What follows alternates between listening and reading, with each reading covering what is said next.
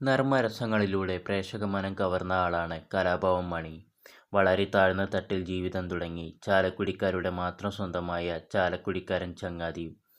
അഭിനയം, മിമിക്രി മാത്രമല്ല, നാടൻപാട്ടുകളിലൂടെയും അദ്ദേഹം ജനലക്ഷങ്ങളുടെ പ്രേക്ഷകമനം കവർന്നു. ചാലക്കുടി പുഴയും പരിസരങ്ങളും അദ്ദേഹത്തിൻ്റെ ജീവിതത്തിലും പാട്ടുകളിലും നിറഞ്ഞു നിന്നു. ഈ കറുമ്പനാളൊരു കുറുമ്പന. അദ്ദേഹത്തിൻ്റെ പ്രത്യേക തരത്തിലുള്ള ചിരി സ്റ്റേജ് ഷോകളിലും സിനിമാ ഡയലോഗുകളിലും മിമിക്രി പരിപാടികളിലും നിറഞ്ഞു നിന്നു. ചെറിയ ചെറിയ വേഷങ്ങളിൽ തുടങ്ങി സഹനടനയിലോട്ടും അവിടുന്ന് സ്വന്തമായ നായക വേഷങ്ങളിലേക്കും വരെ അദ്ദേഹം എത്തി. ഹാസ്യ നടനായും സഹനടനായും വില്ലൻ വേഷങ്ങളായും നായക നടനായുമുള്ള കലാഭവൻ മണിയുടെ പകർന്നാട്ടം വളരെ ഗംഭീരമായിരുന്നു. ഇന്നും കലാഭവൻ മണിയുടെ പഴയകാല കോമഡികൾ കണ്ട് ഓർത്തോർത്ത് ചിരിക്കുന്നവർ നിരവധിയാണ്.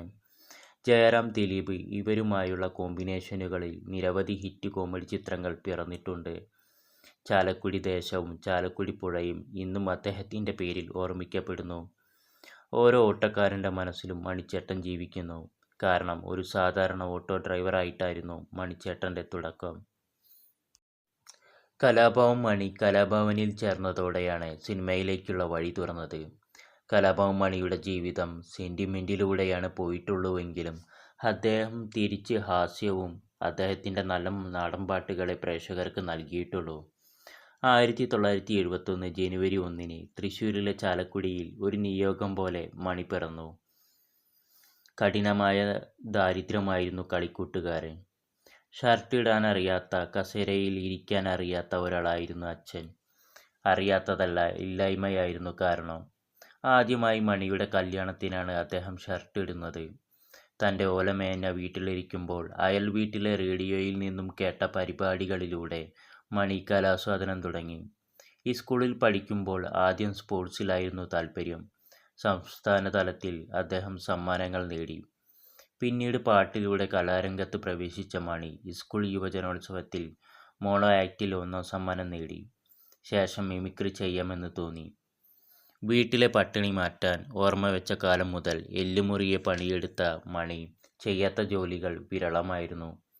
വൈദ്യശാലയ്ക്കു വേണ്ടി കുറുന്തോട്ടി പറിക്കാനിറങ്ങി, മണൽ വാരാൻ പോയി, തെങ്ങ് കയറ്റക്കാരനായി, വിറക് കീറാനും കിണറ് കുത്താനും പോയി, ഓട്ടോ ഡ്രൈവറായി.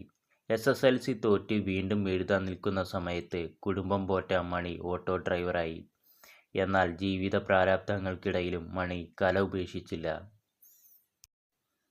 ഇരിങ്ങാലക്കുടയിൽ ഒരു ഗാനമേളയുടെ ഇടവേളയിൽ പരിപാടി അവതരിപ്പിച്ച മണിയെ കലാഭവനിലെ ഗായകനായ പീറ്റർ ശ്രദ്ധിച്ചു.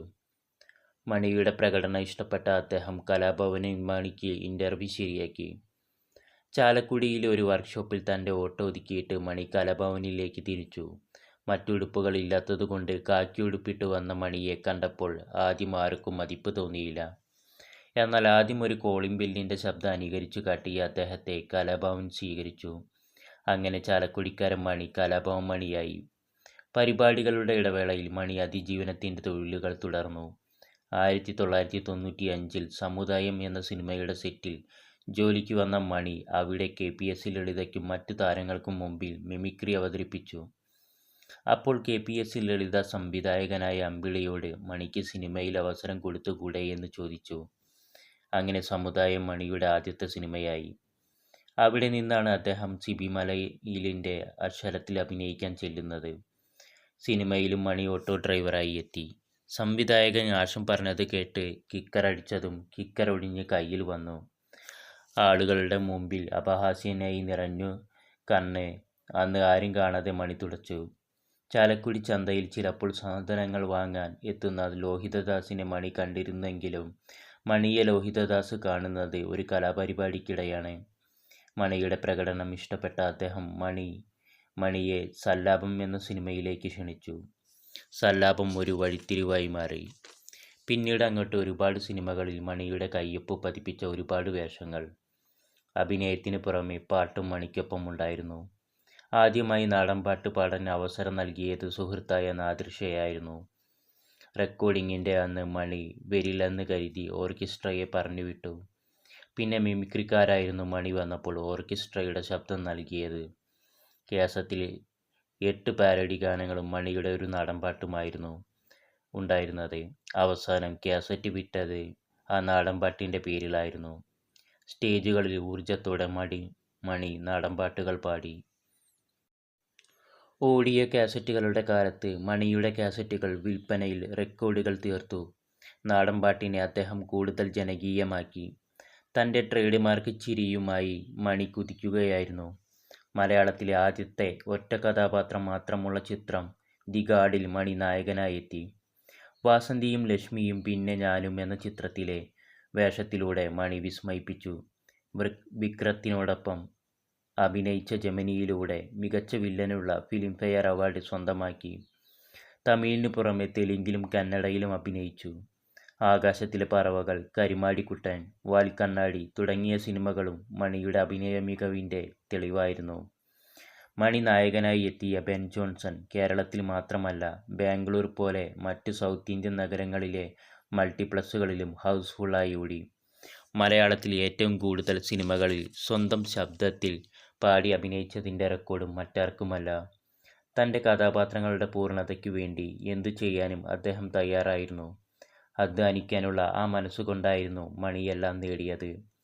കലോത്സവത്തിന് ലഭിച്ച 500 രൂപയ്ക്ക് അച്ഛൻ്റെ ചികിത്സാ ചെലവും ഒരു പുതിയ വാച്ചും ഒരു പഴയ സൈക്കിളും വാങ്ങിയതിനു ശേഷം ബാക്കി പണം ഓലമേഞ്ഞ വീട്ടിൽ സൂക്ഷിക്കാൻ അലമാര ഇല്ലാത്തതുകൊണ്ട് വീട്ടുമുറ്റത്ത് കുഴിച്ചിട്ട കുട്ടി പിന്നീട് ലക്ഷങ്ങൾ പ്രതിഫലം വാങ്ങി. വലിയ താരമായിട്ടും തനിക്കും കുടുംബത്തിനും കുറേക്കാലം അന്നം തന്ന ചാലക്കുടിക്കാരൻ ചങ്ങാതി എന്ന ഓട്ടോ മണി സൂക്ഷിച്ചു.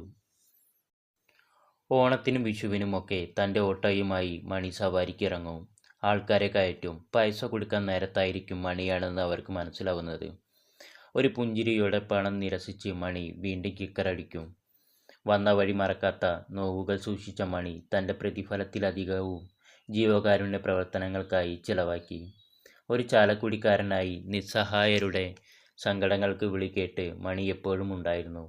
ഒടുവിൽ ചാലക്കുടി പുഴയെ കണ്ണീർ പുഴയാക്കി 2016 മാർച്ച് 6 തീയതി തൻ്റെ 45-ാമത്തെ വയസ്സിൽ മണി യാത്രയായി. പാടാൻ ഒരുപാട് ഗാനങ്ങളും ചെയ്യാൻ വേഷങ്ങളും ബാക്കിയാക്കിയായിരുന്നു ആ യാത്ര.